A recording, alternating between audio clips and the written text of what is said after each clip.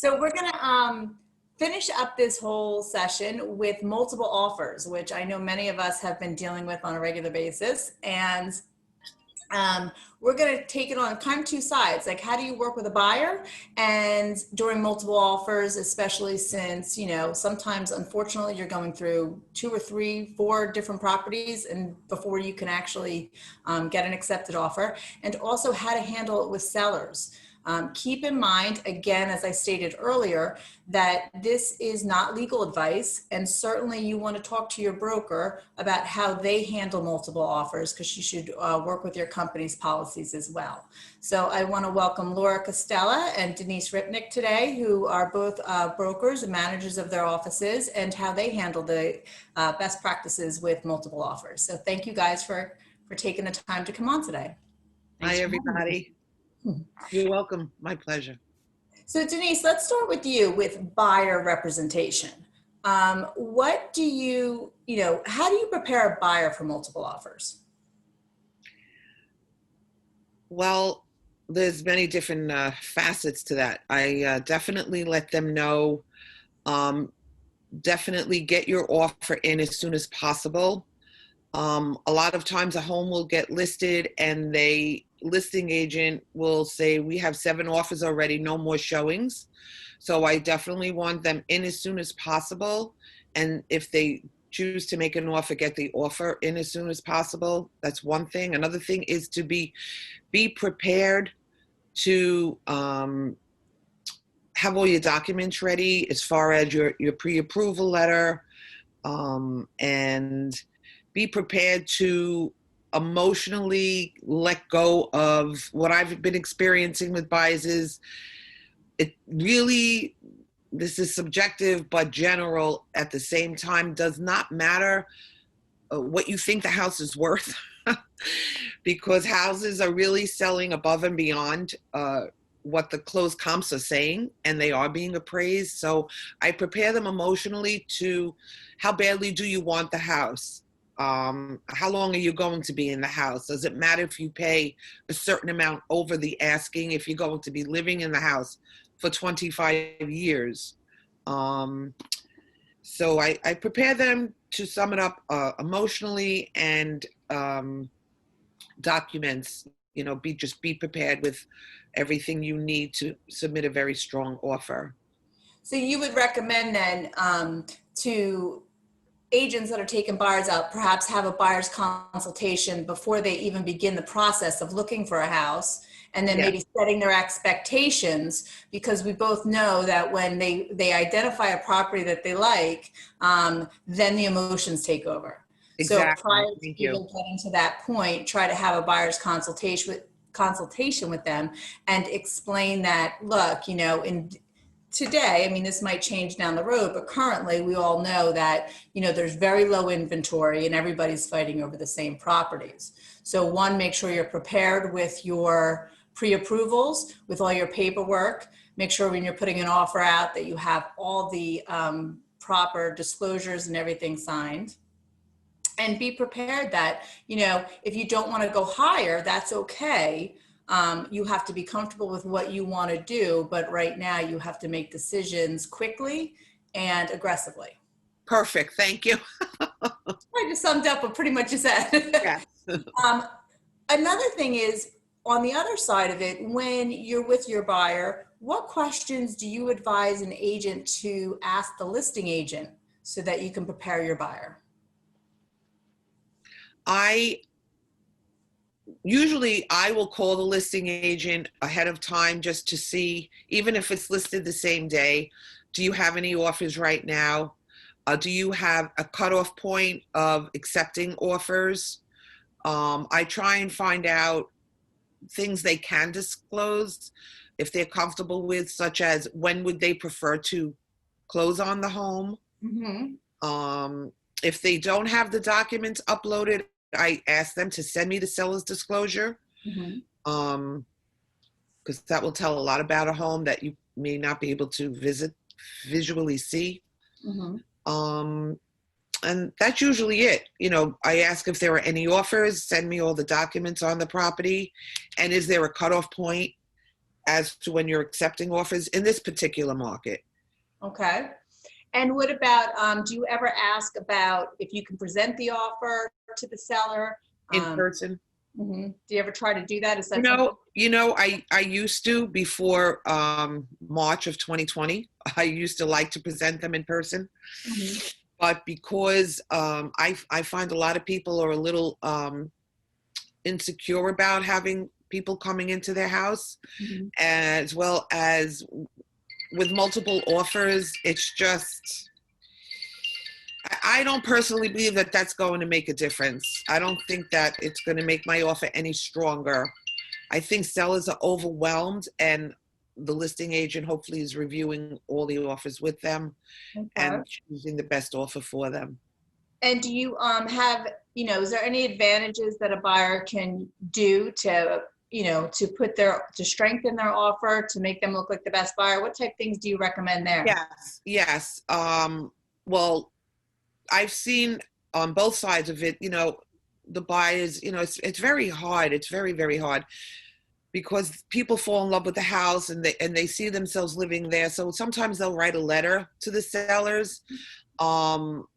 And a lot of sellers are very touched by the letter when they read about how much somebody loves their home and how they'll take care of the home.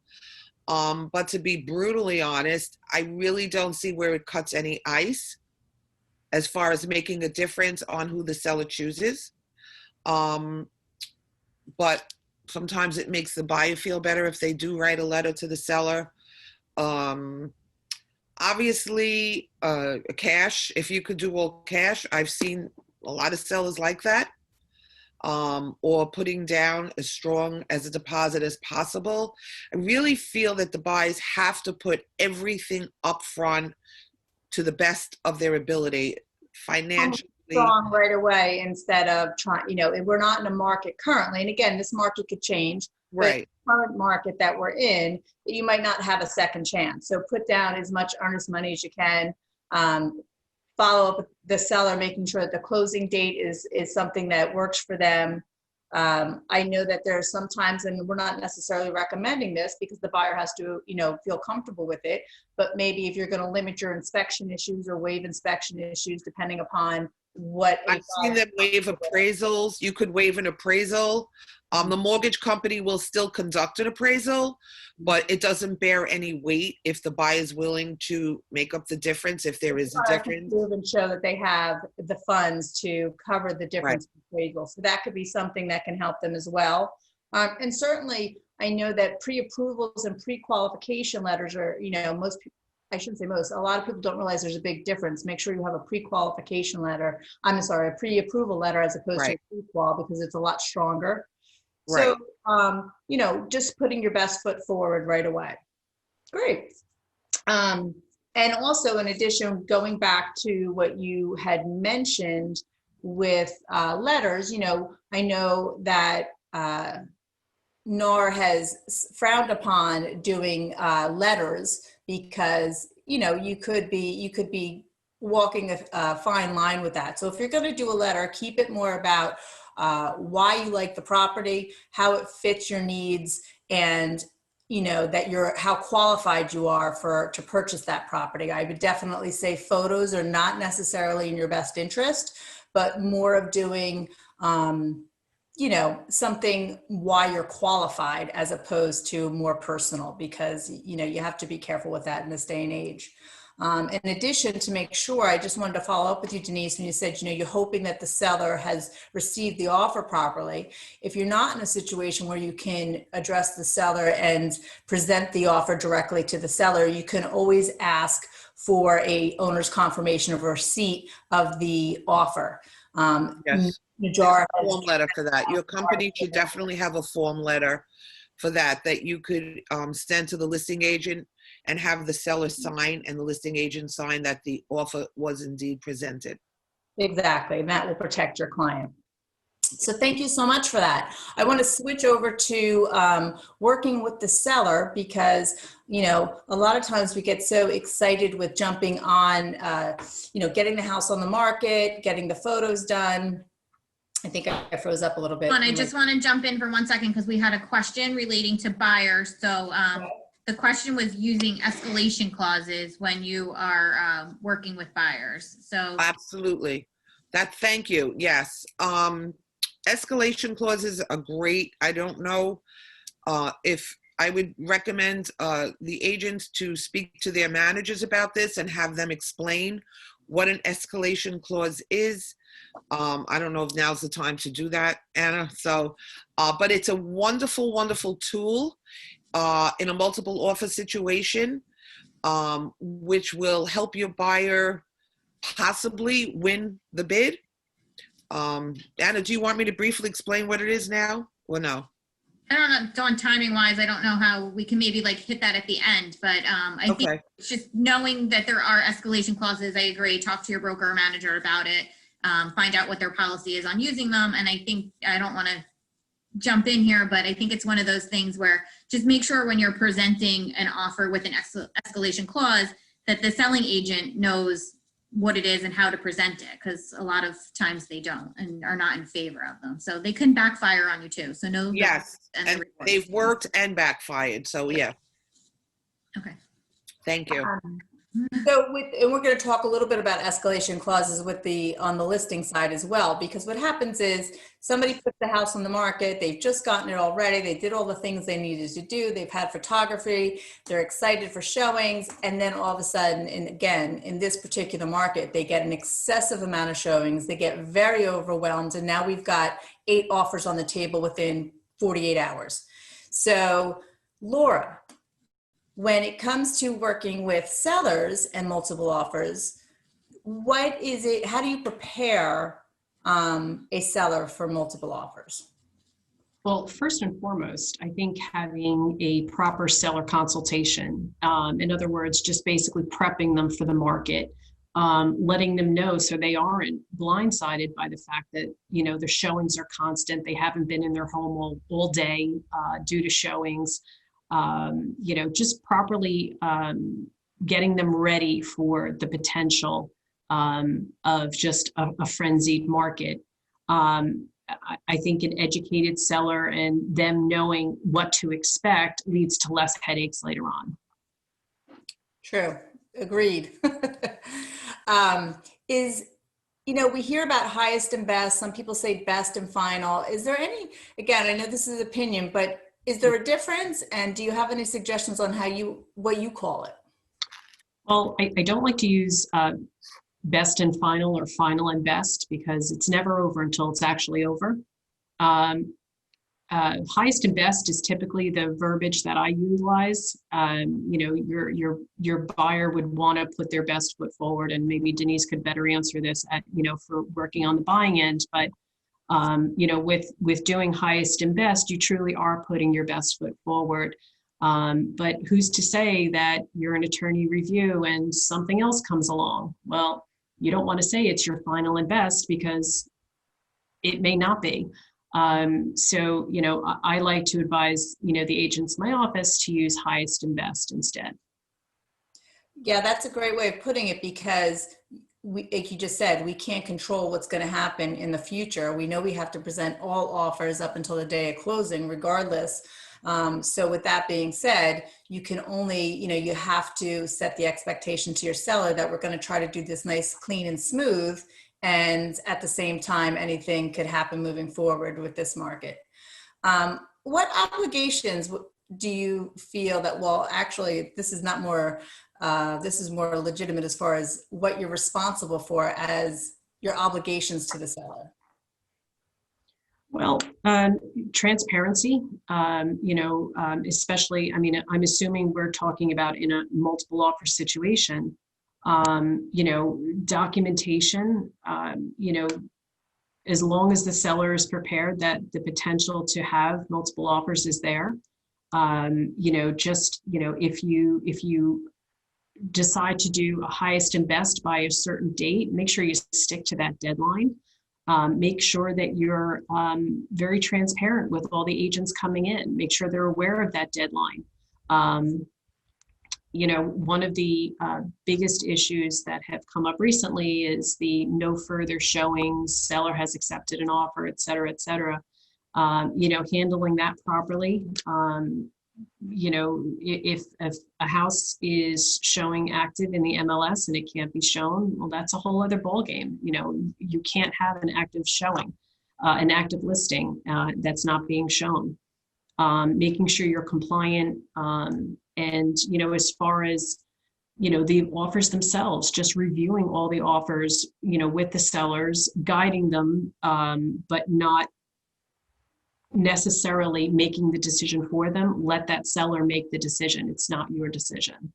Oh, that's perfectly said. A lot of times when you're presenting offers, and not necessarily does the realtor mean this, but they'll say, we have other offers that are much higher, that's not going to work, or you need to do this. You really need to say, present your offer and let the seller respond. Correct. And so now you get all these offers, and I mean, we've all seen a significant amount of offers on an individual property. How do you respond to them? What are the options that the seller has? They don't always have to do best and final, or final and best, or highest and best, whatever you decide to call it. How can they, and what are some of the options the seller has to respond to these offers?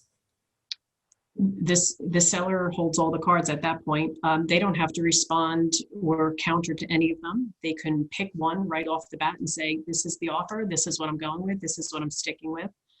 They can counter all of them. What I suggest to agents is basically just, I'm huge with, printing out offers, maybe creating a small spreadsheet so you can show the different, terms, conditions, just make sure every offer has gone over clearly, that the seller fully understands the terms. Whether it's a cash offer, sometimes the highest offer is not necessarily the best offer. So just making sure that the seller clearly understands all the different terms of the offer, and they've reviewed them, and they themselves, and I can't reiterate that enough, that they themselves are the ones who are making that final decision. I love how you said that they can just accept one.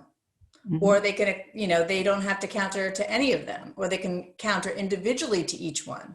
I think when in this market, sometimes you'll get a call from a buyer saying, what do you mean? You didn't give me a second chance. That was just, we're not, didn't we get another opportunity?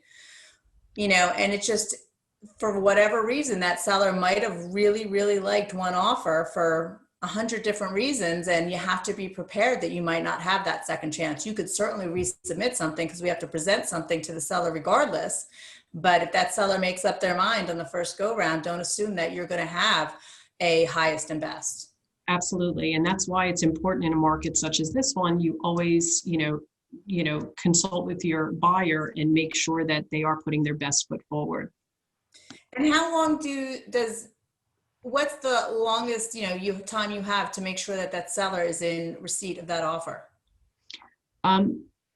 Well, as far as time is concerned, if somebody sends you over an offer, how quickly do you need to get that offer to the seller? Especially if you're thinking we're going to, you got 3 more offers coming in. Are you getting that offer right to the seller as they come in, or?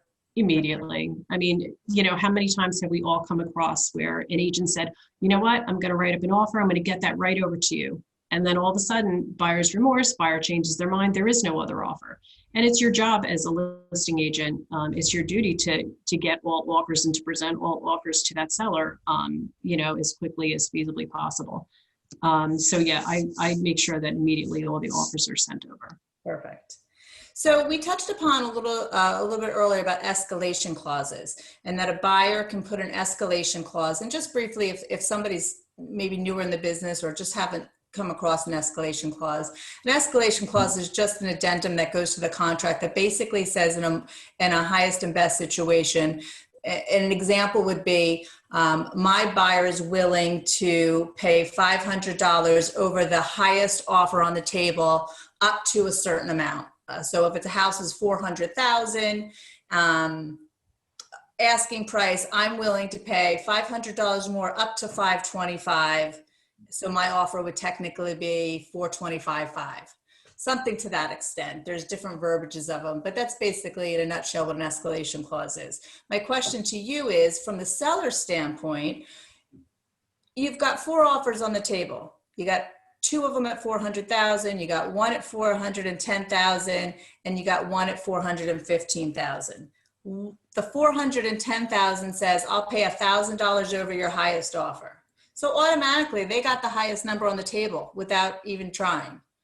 What does the seller do? What are some of the ways that they can handle an escalation clause when it's delivered to them? Well, just because it's the highest offer doesn't mean it's the best offer. A lot depends on the terms of the contract. How much are they putting down? Are they getting FHA financing versus conventional where they're putting maybe, 20% plus down? There's a lot of variables in there, and helping the seller understand the different terms of each and individual contract is going to help that seller make a better, more educated decision. So just because there's an escalation clause doesn't mean that the seller has to really use that number. You would think they're putting their best foot forward, to begin with, on top of that escalation clause. However, the seller can counter however they like. They may completely disregard the escalation clause based on maybe another offer that has just better terms. So really, once again, it's just a matter of breaking down each offer, what the terms and conditions are, closing dates, inspections, that sort of thing, just what the conditions are. So that was an interesting term that you used, that they can even just counter if they say the one with the escalation clause has good terms. They can just counter to whatever they want with that they could, like you said, they could ignore the escalation clause and just counter directly to that contract with what their terms would be. Perfect. Good answer. Good information, because I don't think a lot of people realize that but you do have to present them, and you really can't have it. It's probably also a good thing to present to your seller when you, like you said earlier, when you're doing a seller's consultation and discussing all the things that could happen, maybe giving them a little bit of information about that in the future.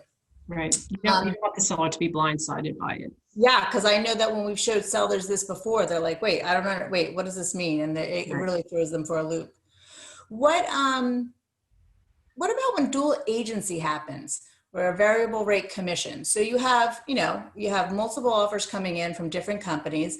And then of course you're the listing agent, and, you showed the property yourself, and now you have an opportunity to present a buyer. How would you handle that? And again, remember everybody, this is just different practices, and Denise, you could chime into this because you work with a different company as well. What are some of the best practices you do when you have a buyer and there's multiple offers on your listing? So as an agent, I would always refer one of the buyers that I was representing to my manager. Fast forward to now, I actually handle, if there's dual agency on multiple offer situations, I do handle I represent the seller, during the negotiation. This way, the listing agent isn't involved in any way, shape, or form, as far as, knowing what that contract is, because now she's receiving other contracts. It's definitely a slippery slope, that there's always something that could potentially go wrong. Just being very transparent, making sure that the seller, once again, is educated as to what dual agency is, and that especially in this market, this can come up. And then all of a sudden another party may walk in, to represent them in some negotiation, if that's what it takes. Okay, great. And what about variable rate commission? Disclose, disclose, disclose. Technically, it should be disclosed when you take the listing, but we all know sometimes you'll have a seller that will say, I really like your offer. But would you, but I like this other offer too. They're very similar. Would you discount your commission and I'll go with your buyer? What do you do in that circumstance? It's definitely happening, especially more lately than not. Denise, do you want to take this one? Sure. If you're a disclosed dual agent, you represent the seller and the buyer, and the seller, your client, asks you if you would help out and reduce the commission. The truth is, the matter is, we're working twice as hard and we should get more. But the commission rates are are negotiable. That's says on every listing agreement. So it's up to the agent to decide, and maybe she needs to check with their broker, the broker owner, if they can do it. But if that's done, it has to be disclosed. Exactly. And not only does it have to be disclosed, but if I were to call and say, if I'm another agent, if I were to say, I see that you have do you have a variable rate commission? And if you do, what is the variable rate commission? You need to disclose that as well. Mm-hmm. So I think one of the things that we've always talked about with variable rate commission is it's not necessarily the commission amount, but it's what the difference in it is. So if you're saying you're reducing it by 1%, if you represent both sides, then you have to disclose it's a 1% reduction. So it's not necessarily, and not that we're allowed to stereotype and say this is what our certain commission rates are and all that stuff. But let's say hypothetically it was a 6% commission, 3 and 3. We're not allowed to, we don't have to say it's 3% and we're going to 2%. So you don't have to disclose what your actual amount is, just what that variation is in it. Excellent. Do we have any questions in the chat that we need to address? We do. So one of them relates to an escalation clause, and how can an escalation clause be a negative? Well, I'll take that. Okay. While you take that, Denise, you're going to see me go off the screen for a second. I just have to plug in my computer because it was going on low battery. So I don't think I left you guys. Okay, thank you. It could be a negative because I hate to say it, but it's been my personal experience when I've submitted an escalation clause. The listing agent didn't want to be bothered trying to understand it, which hopefully is not a popular thing, but that has happened to me. Or it's confusing and it's complicated and they don't want to deal with it. They just want to deal with straight offers. I definitely suggest, if you're going to do an escalation clause, you not only attach the addendum for the escalation clause, which is a form that your office will have, but you actually call, text, and send a letter letting the listing agent know there is an escalation clause, because there have definitely been times this year which they missed it. They didn't see it. They were confused on it with the contract, and that's how it could backfire. In my personal That brings up a great point, Denise, where anytime you're presenting an offer, I mean, I think a lot of people get a little lazy sometimes, I hate to say it, but we're just sending an email of an offer over, and we're not calling and having a conversation with the listing agent. So you need to call and have a conversation, and listing agents have a responsibility, I feel, to pick up the phone and talk to the buyer's agent and have a conversation about the offer before they're presenting it on behalf of the buyer and the buyer's agent. So I think good communication is essential in any multiple offer situation.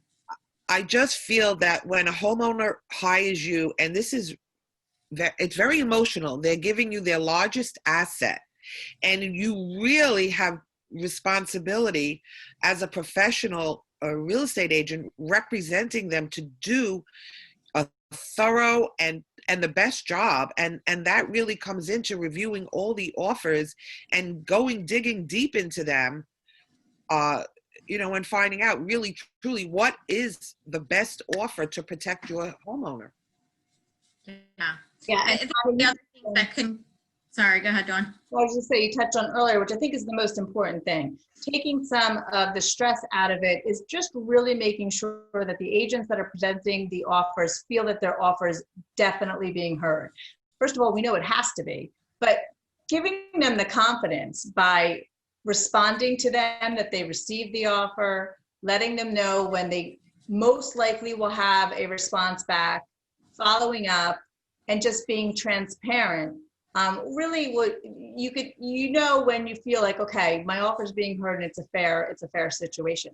That'll take a lot of the stress out of the situation and give a lot of confidence to everybody involved. I think that ties back into using the showing time app. So if you're using the showing time app and you have multiple offers on a property, if everybody scheduled it through showing time, you can go back there and send out one email to everybody that showed it. And even if you don't have, maybe you're saying, okay, we want highest and best by a certain deadline.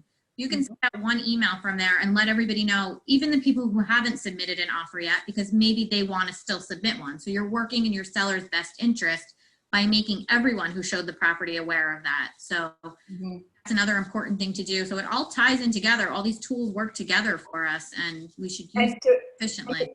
And to protect you as the listing agent, and Laura, you'd mentioned this earlier, was document everything.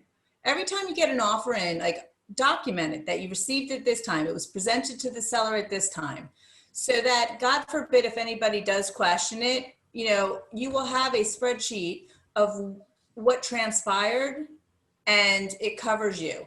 I also like the idea of the spreadsheet when you're presenting multiple offers. I like to put all the offers, even though the seller is actually going to get every single offer that is sent in the way it's sent in. It's also nice to put it in an Excel spreadsheet where they can compare apples to apples right next to each other. It makes it a little bit clearer for them when they're, I mean, we've seen it, 15 offers on a property. I mean, that's a lot of paperwork for them. They go through each one, but it's nice to see it on a simpler format as well, in addition.